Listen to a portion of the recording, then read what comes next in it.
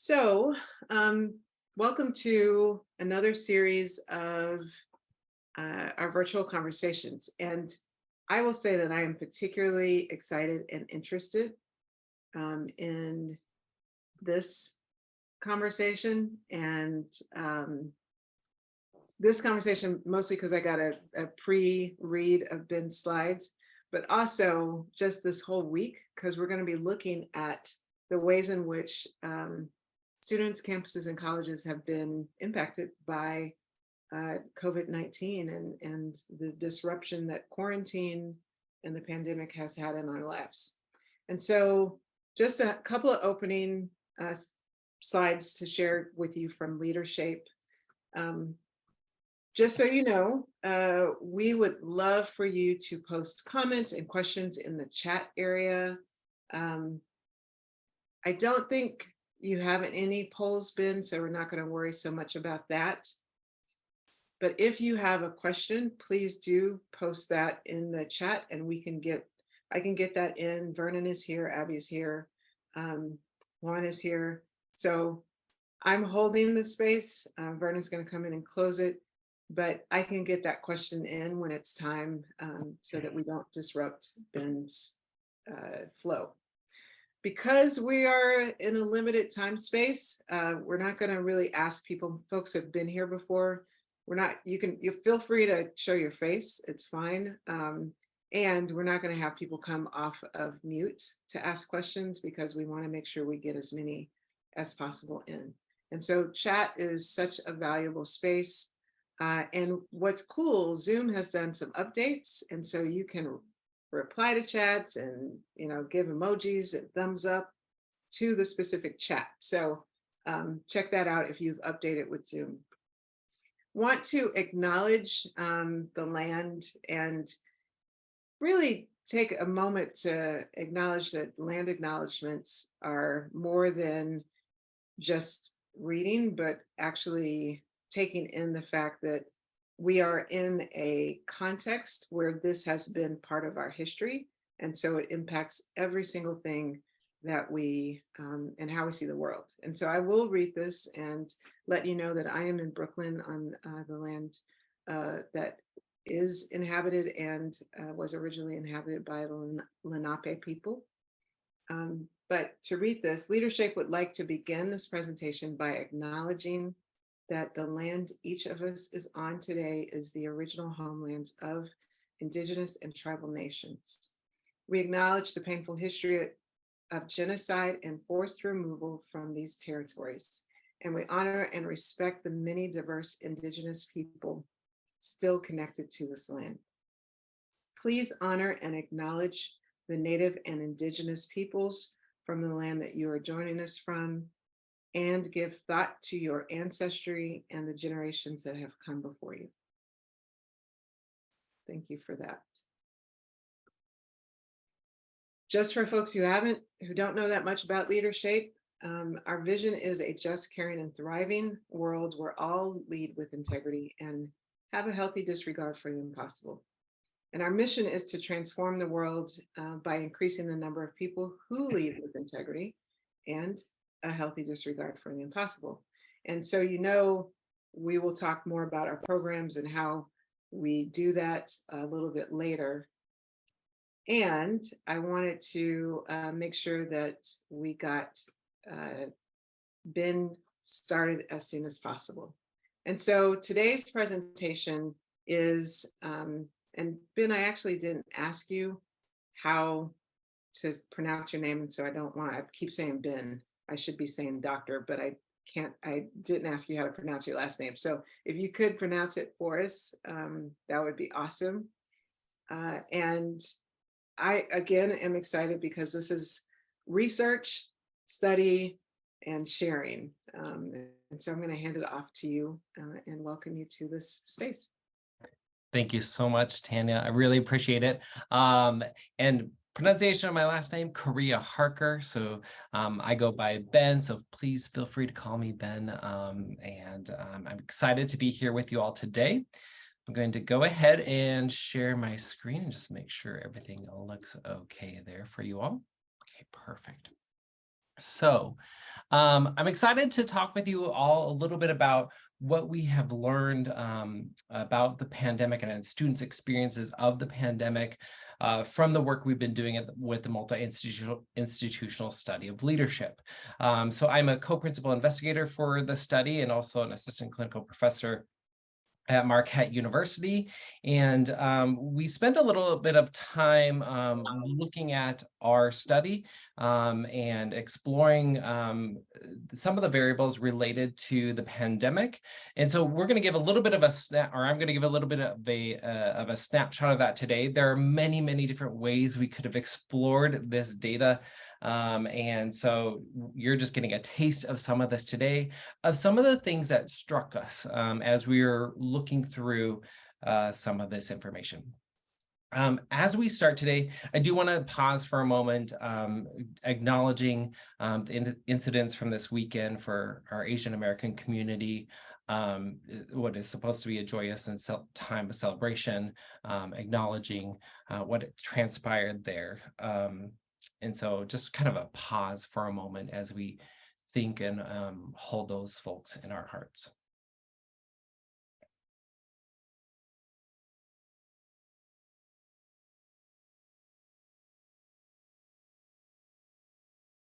Thank you for taking that time. Hopefully you can reach out to anyone that you feel may need that support right now in that community. So I want to dig into our story here, a little bit of the background of how we introduced some items into the MSL around COVID and the pandemic, and then explore what we've started to learn. So a couple years ago, we were starting to launch the MSL. We administer the MSL approximately every 3 years. And so in the spring of 2020, we're gearing up for our usual cycle of the MSL and had started our recruitment process in that spring. And as you all know, come mid-March, we see our world transformed. Unexpectedly.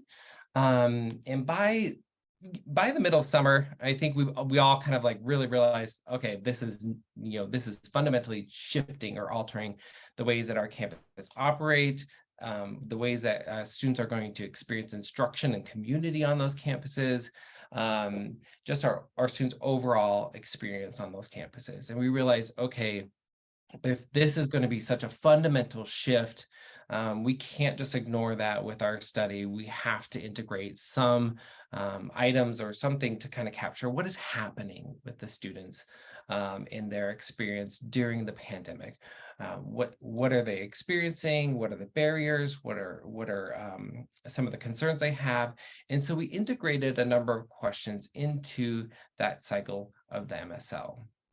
So we integrated a couple different topics around our items based on a couple different topics. So first we asked, okay, what is their mode of instruction, of course instruction? We asked about it for the fall of 2020 as well as the spring of 2021 when they were administered this survey. So they were taking this during the spring of 2021. We asked about their perception of how well they adapted to the changes in this educational context. We asked about some of the obstacles to successful transition. I'm going to talk a little bit more about what some of those obstacles we put out there were. We asked also about enhancements. This was an open-ended question, so we haven't done a ton of exploration of this particular one, but there are a number of students who indicated a number of enhancements they experienced during the pandemic with the educational context.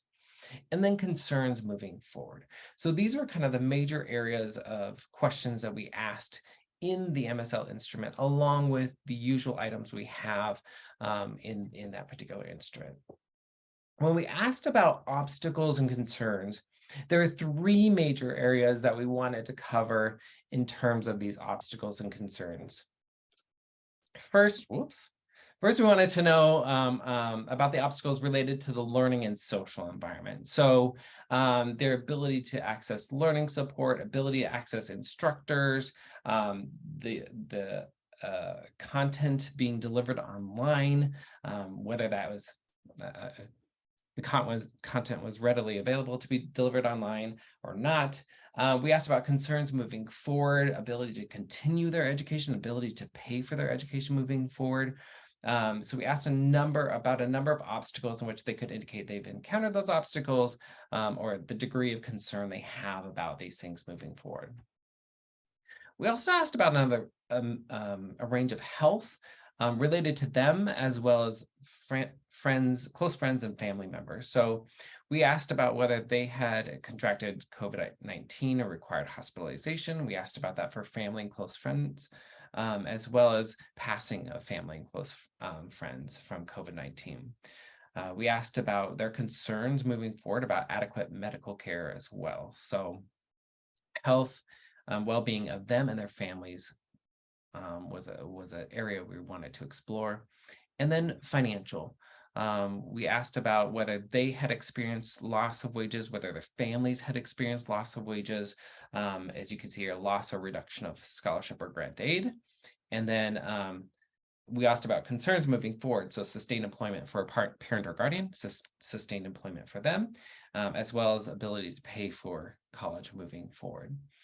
So these were the range of obstacles and concerns they could respond to, in addition to their overall perception of how well they adapted to the new context and the mode of instruction that they took. So I'm going to pause right here. I'm going to ask a couple questions throughout, and also please feel free to ask any questions or clarifications in the chat. I'll try to be keeping an eye on that. I'm a person who's comfortable with just kind of pausing and answering some of these things as we come up. But I do want to ask a question, and you're all on here for a particular reason. So why is it important that we continue to explore and discuss these data about the pandemic? Why for you do we need to continue looking at this information? I know some people may think like, oh, this is in the past, we're moving on. But I want us to pause and ask, well, maybe why? Why should we be looking at this? So feel free to add any comments here into the chat about your perceptions of why we think this is important to continue to discuss.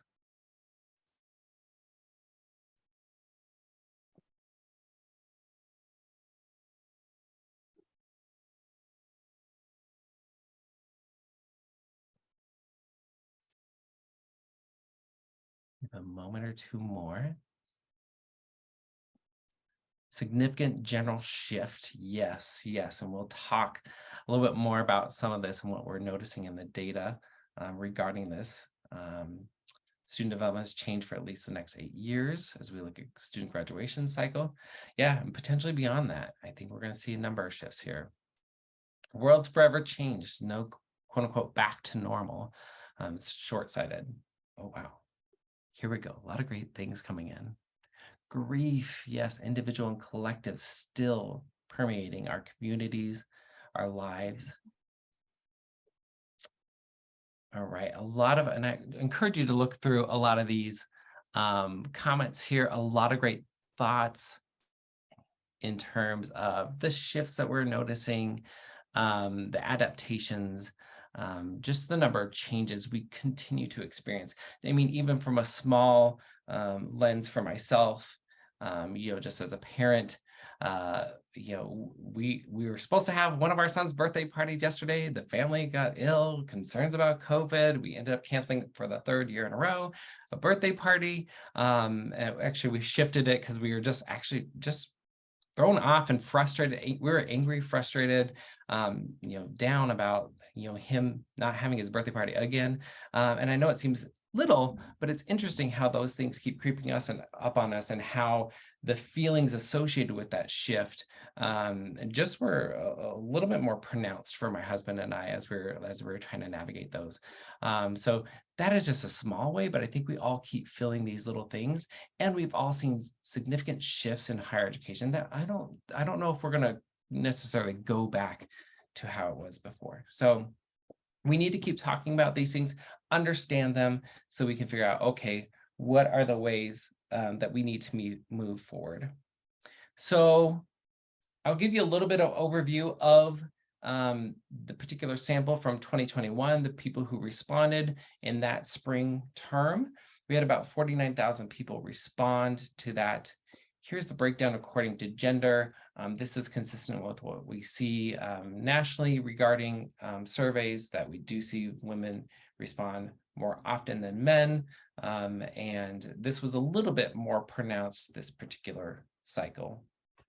Here is our breakdown based on race, about 63% white, and the breakdown of other racial identities. Here, this is going to be, I'm showing you some of the breakdown of demographic groups that we're going to be discussing today. So this is going to be particularly important to know or to understand the proportion of folks who are in here. We asked socioeconomic status in a new way this past iteration in spring of 2021. We used to ask about parental income and realized we weren't really using that data too well, and sometimes we weren't sure whether students could accurately respond to their parent or guardian income. And so we changed this to a self-perceived social class. So they were asked, which social class to which they belong, and they were provided with these options, and this is how they responded. So you can see a large proportion of the students indicating middle class, and finally, there was some partners we were working on some COVID data with, and who wanted to explore learning, psychological and neurological disability. And so this was another group that we examined within this data set to explore their experiences of. Now, this isn't to say we didn't explore other demographic groups and they're not important. These were the ones that kind of stood out to us within the data, and that I'll talk about a little bit more. So when it comes to instruction, I think it's just important if we reflect back to that spring 2021, put ourselves back there. Most of our instruction was happening online. You can see here about 44% of the students who responded indicated they were completely online. Very few, small percentage completely in person, that's at 3.1%. Sorry, I can't read that very well. 3.1% completely in person. So we see we were still in a phase in which many people were completely online or completely remote from their campus communities. Some were in a hybrid kind of fashion where they were maybe on campus, but taking some classes online, some in person. It varied from campus to campus, and what we saw there. But one trend that we did notice when it came to mode of instruction, that white students and wealthier students tended to have more in-person class instruction. That might have been the nature of some of the institutions that those students were at, probably more private institutions, but that was one trend that we happened to notice there.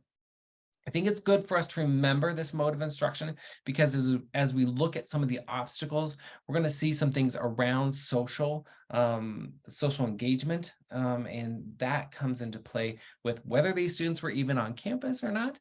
That's not to say all social engagement happens in person, but I think we're still struggling trying to figure out how to engage in a virtual space with folks. And this is based on, this is a great question, Aaron. This is based on spring 2021. So the students who responded to this responded in spring of 2021. When looking at the overall question, we asked them how well did they adapt to this education, the new educational context that they were in. You can see here that about 46% say they adapted well or very well to their new current educational context they were in. But we also see a majority of students, so about 54% saying they adapted somewhat well or not at all well, with 12% saying not at all well.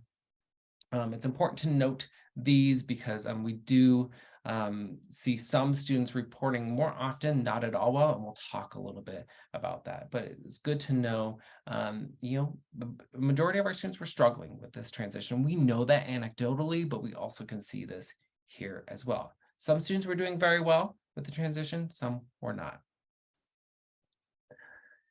When it comes to the barriers related to learning and social engagement, 48%, 49% indicated course content wasn't appropriate for online learning. So whether that was the content itself just didn't lend itself to online learning, or whether the instructor, I think sometimes there were struggles with instructors around some of this work. More students who are obviously taking courses online were reporting these barriers.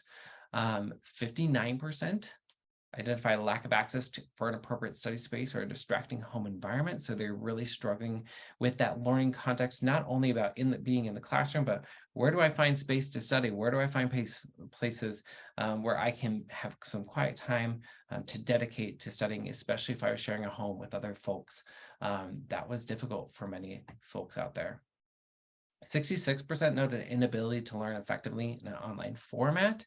Again, struggling with that online format. I think hopefully nowadays we've adapted a bit in terms of how we do some of that online learning, but we also need to make sure we understand that for some people, this is still a struggle or a complication as they try to effectively learn in online spaces. And then 74.6%, so 3/4 of folks indicated an inability to participate in campus activities they would normally engage in. Again, many of these students were remote. They were struggling to really connect and engage within their campus communities. I think we're seeing some of that still today in terms of like, our students rebounding into various clubs and organizations. Are they engaging at the same levels pre-pandemic? I'm not quite sure they are. We'd be interested to find some of that information out, but really struggling to engage during that time in activities. And then interaction communication with students, 77% reported barriers with that. So really having some, we're not talking small proportions of students here, we're talking a majority of students here really struggling with these things, which is not too much of a shock given what we know of our pandemic experience. Now, when it came to finances and health, we saw a good proportion of students lose wages from employment. About 35% of students lost wages. 33% had a family member experience a loss or reduction of wages. So 1/3 of our students, every 1 in 3 students had that experience. 21.5% had a family member or close friend hospitalized. So I think sometimes we don't really fully grasp the number of students who are navigating some of these issues, these health-related issues for family members around COVID. So 1 in 5 were navigating family being hospitalized or close friend. In some of those cases, that then impacts income, that it then impacts family structures and how people have to support their family communities. They were really struggling during that time. And then 14% had a family or close friend pass away. We'll also point out that this data was taken before. I'm blanking on the wave that came, the pandemic wave, the COVID wave that came through that summer, where we saw an increase in hospitalizations and deaths. So again, this was before even some of the other waves that added to these numbers here. So I think it's good to know this is where people were at and the number of barriers, the number or percentage of students who are facing some of these barriers. So as we think about those barriers, those learning, social, financial, and health related, yes, those happened 2 years ago, almost 2 years ago now, and those students experienced those. But what are the ways that we think that potentially reverberates into leadership development and engagement efforts today? How have some of those experiences in the past continued to impact the work that we see today? Some of these may relate to some of the reasons you provided before, but I'd love to hear thoughts from you all. Again, I'll keep asking. I like to ask lots of questions, make meaning as a community here. I have thoughts on these things, but I also love to learn about what you all think about or how you're interpreting and making meaning of some of these things as well.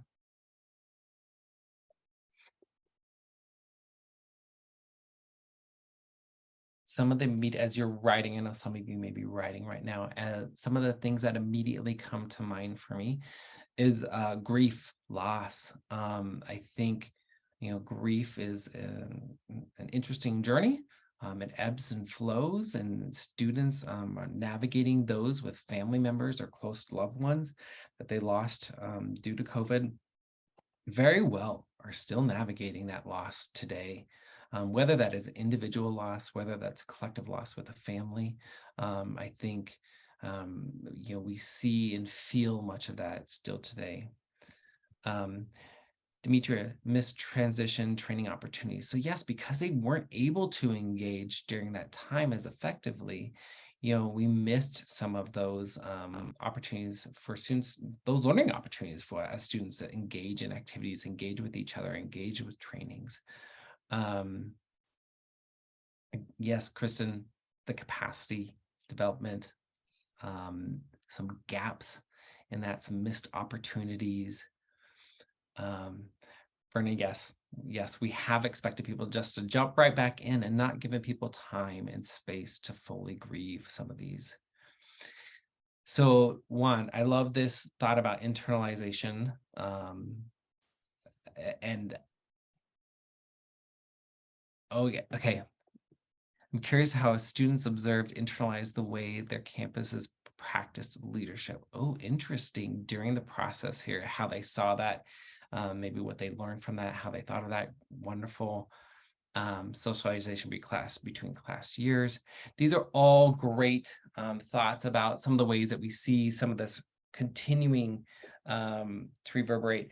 I think some of the things that I think about is some students are still trying to recover academically.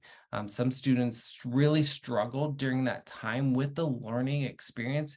And so in their classes, some students are trying to kind of ground themselves, kind of get back to a place where they were before the pandemic, and the amount of time and energy used toward that, they may not have that time and energy to use in other spaces, in other ways.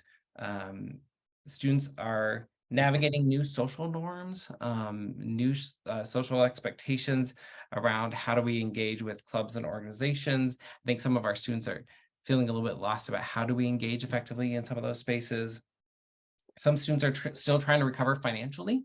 So I think all too often we think, oh, well, that happened a couple of years ago. People should be able to get back on their feet by now. That all depends, family structures, the needs of a family, what kind of loss it was.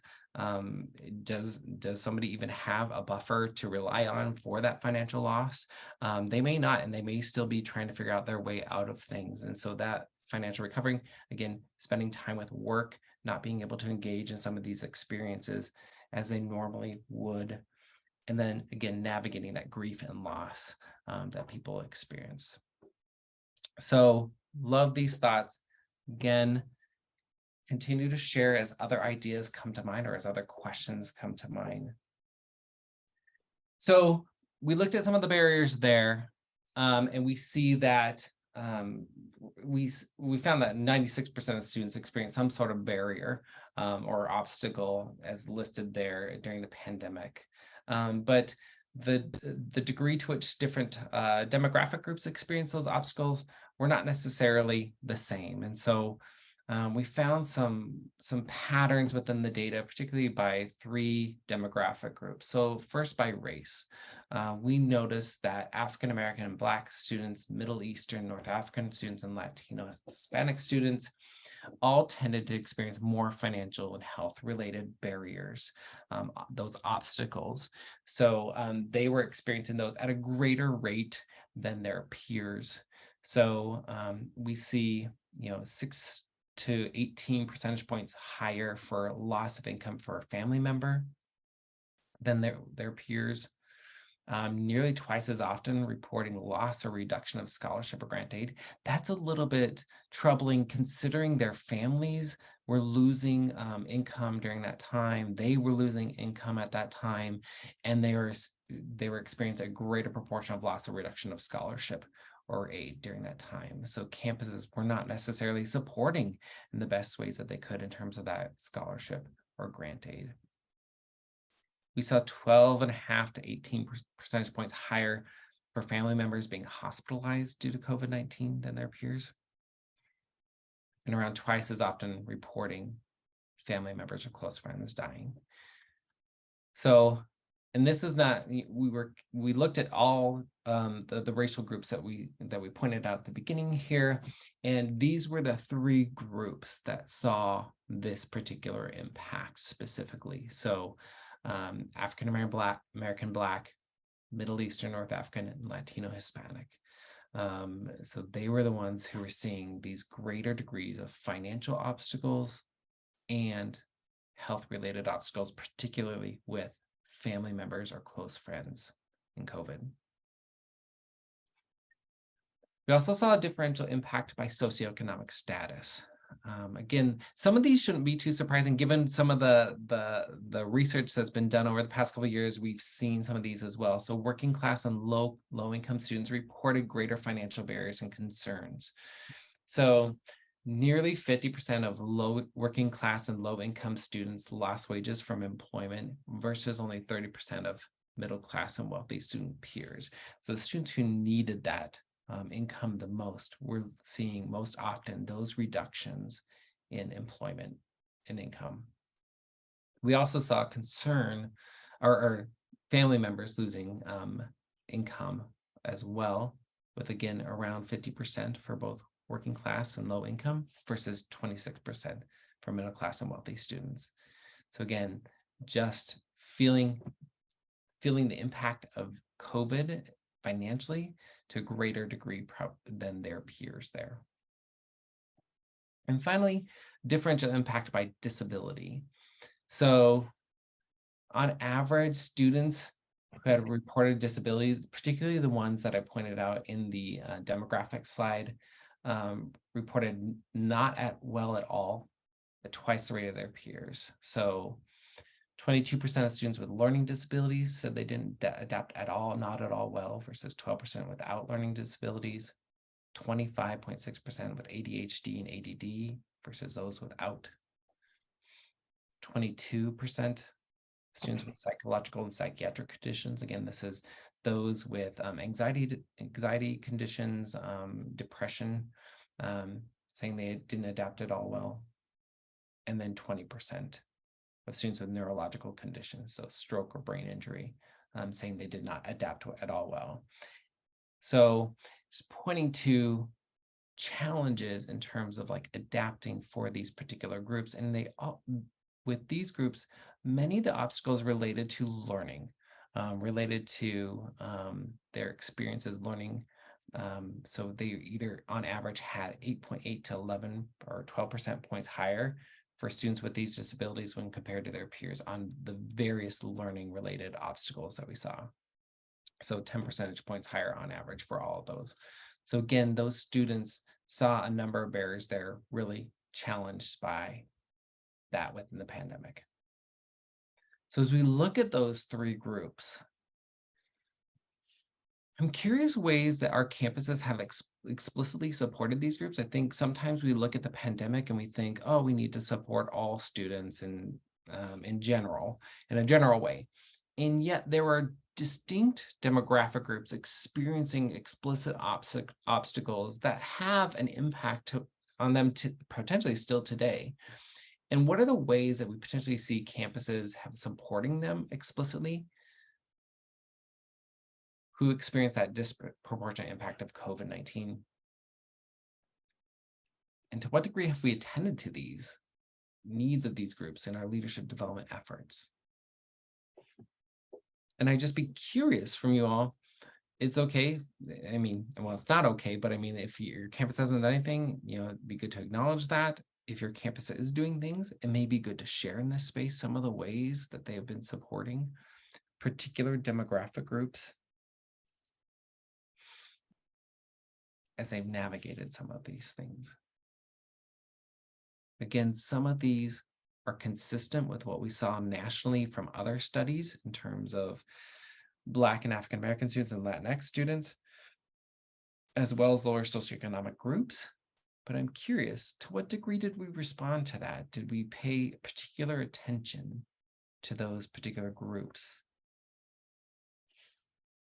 and support them?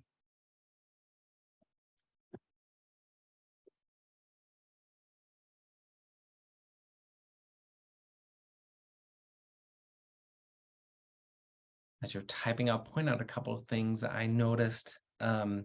One of the things that we had a lot of conversation about were the cost of our programs and the time commitment of our programs and the effect on lower socioeconomic groups. And how do we, not only if there's a cost associated, but even the time cost, the time that students need to take away from work to engage in these experiences, in our leadership development experiences, how do we adequately support them through financial scholarship? Or do we change up our offerings so that they're better integrated into the lived experiences of students on campus? And so we were asking questions about the cost and about how do we provide scholarships or to students who need those, especially those who have that time, the cost of time away. Recently, I've been paying much more attention to, personally, I've seen a number of an increase, I think, in the number of students reporting ADHD or ADD to us in the classroom space. And so asking myself, how do I better scaffold for those students? How do I help those students navigate both the in-person and online spaces more effectively and support them with online leadership courses, online leadership experiences, and in-person leadership courses and experiences? So I've been noticing that, paying a little bit more attention to that. And then when it comes to race, I think we have to remember also during the pandemic, we were also having a national outpouring of grief related to murders of a number of Black individuals, Black and Brown individuals across the nation.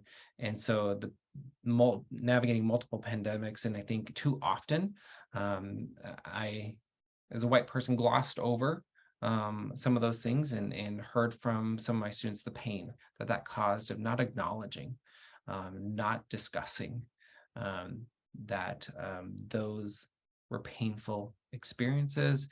Those were experiences that, in addition to the COVID pandemic, were also impacting them as well. So how do we acknowledge and discuss an open space for conversations about racial justice in the midst of all of this as well? So I don't know if I see any comments. I've been waiting for some comments. I don't see any, so we'll continue along. But I think these are good things to think about for these particular groups and what folks are navigating. One of the things that we're starting to look at is resilience in terms of how that shifted from 2018 to 2021. So as I mentioned before, the MSL is administered in 3-year cycles, and we administered in the spring of 2018, and then again here as we're discussing the data from the spring of 2021. We were really interested to see, okay, we know that people are talking about students feeling overwhelmed during the pandemic, students just not feeling themselves, just struggling to cope with all the changes, the uncertainty, all the different things that were happening. And we were curious, did we see a different mean score, different reported score from students in 2021 versus 2018? And we did see a significant drop and a meaningful drop in that score from that time. I'll point out that not all scores across the MSL dropped in terms of leadership capacity or efficacy, but resilience in particular did drop. And I think it's just because we have a fundamentally different, students gained a fundamentally different understanding of what challenge and adversity was in their lives. And so as they assess themselves and how well they're able to cope and adapt, they just were coming at it from a fundamentally different point in 2021 than 2018. So we did see a drop there.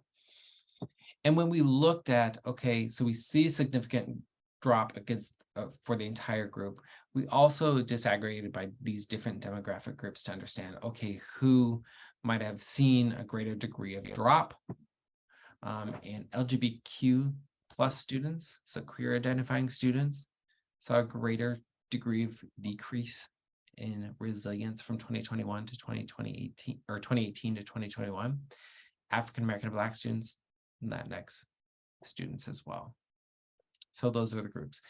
And we can see some of these patterns coming back from the obstacles. It makes sense that resilience dropped, particularly for African American Black students, Latinx students, potentially because of the number of greater obstacles faced by those students. They're reporting greater obstacles, so we see a greater drop in resilience, fundamentally different challenges being faced during that time.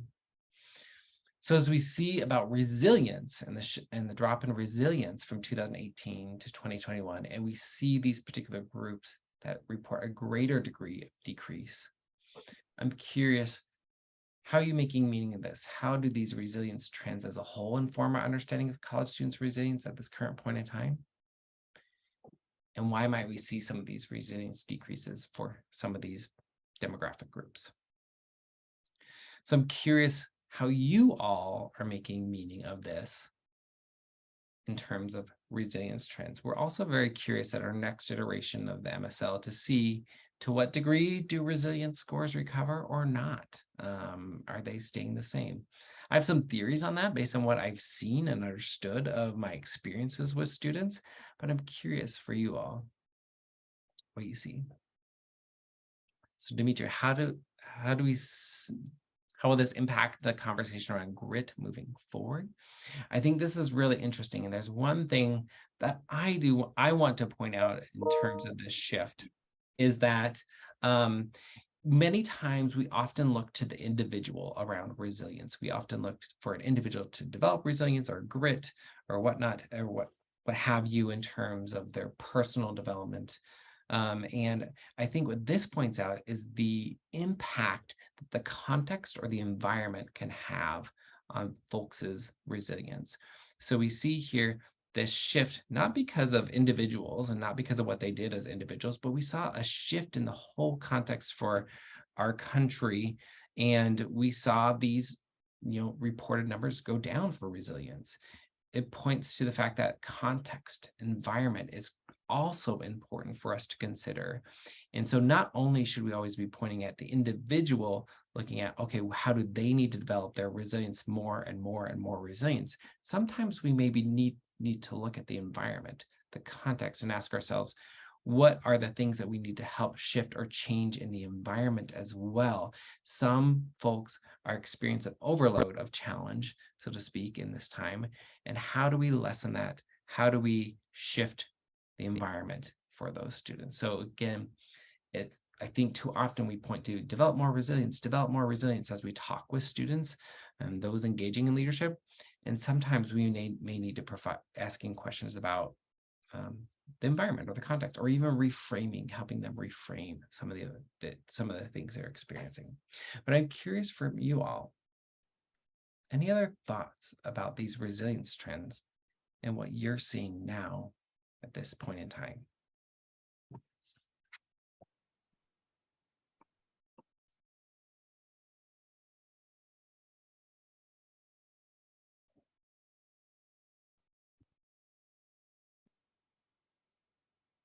Okay, Jeremy, just makes sense given what you've seen, but less clear about the changes in scaffolding that is needed to help develop leadership skills. My old scaffolding is currently insufficient.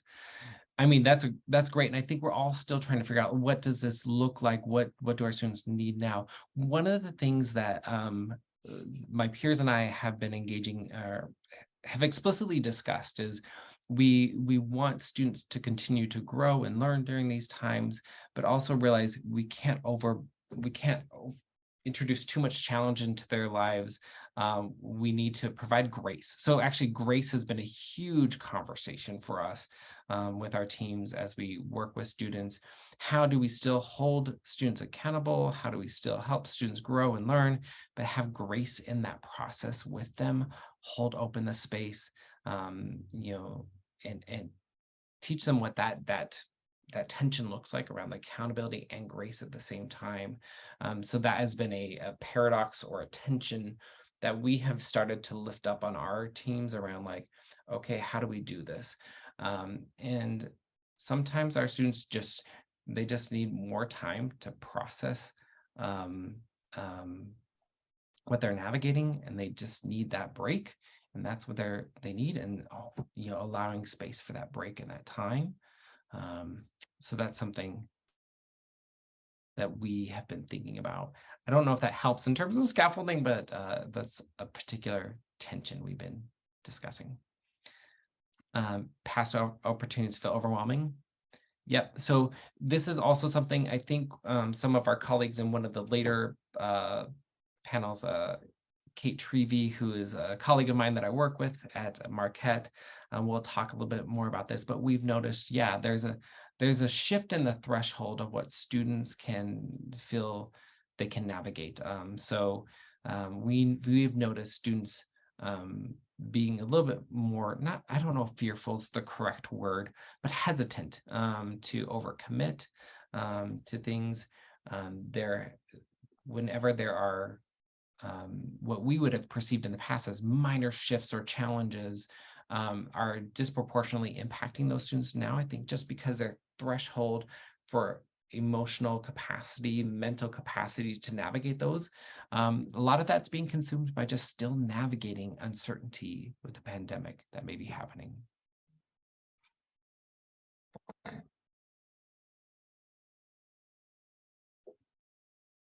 Yeah. Okay. Well,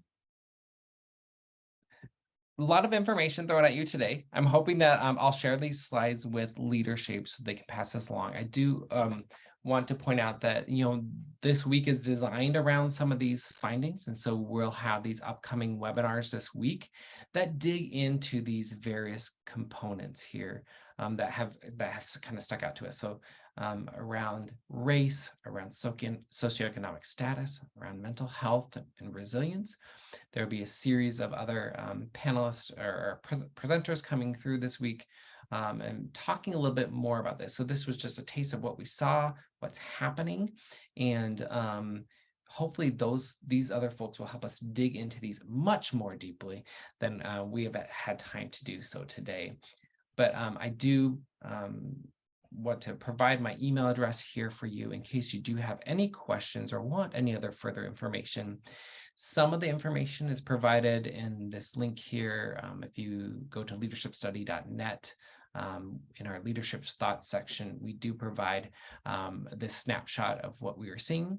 And then we're also working on a publication about the resilience results that I presented today. So hopefully that will be published sometime in the near future. So thank you so much for taking the time. If there are other questions right now, I do want to open the floor for anything that may have come up for folks.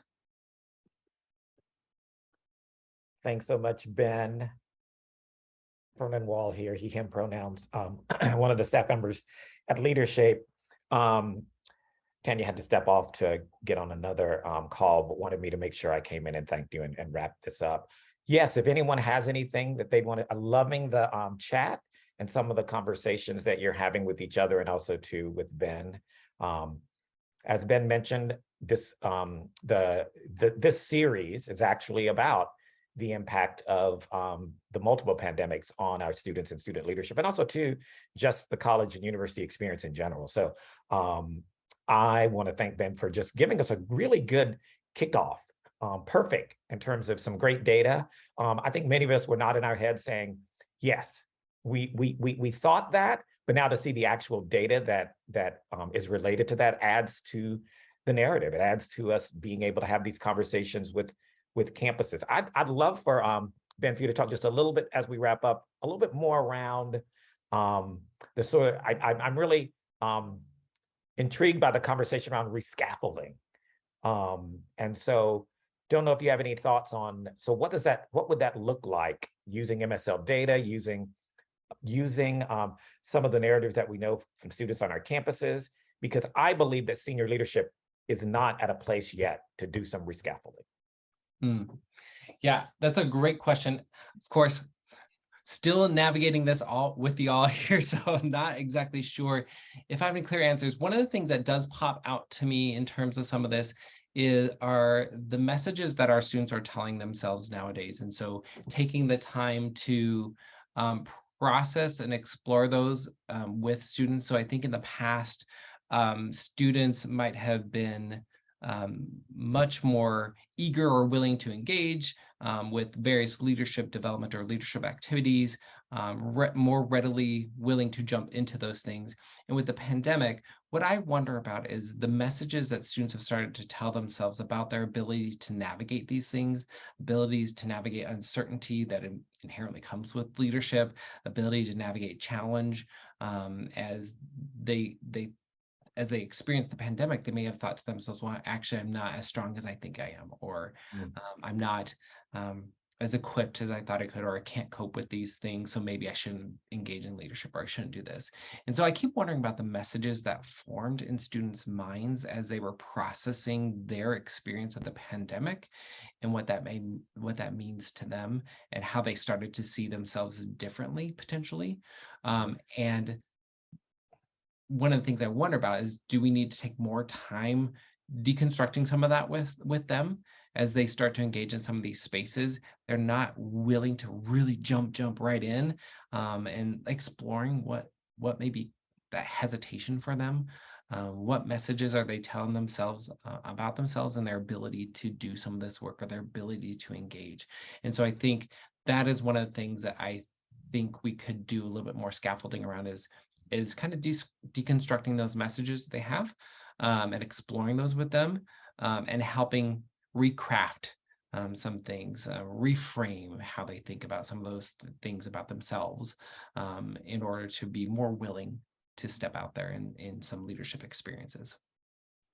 I love that. I as you were talking, I was thinking about, I'm sensing a defeatist sort of feel that some students have, saying, wow, and not looking at, well, actually you survived, and look at the flipping of that to, why, rather than, what am I gaining from this? It's like, well, look at what I gained.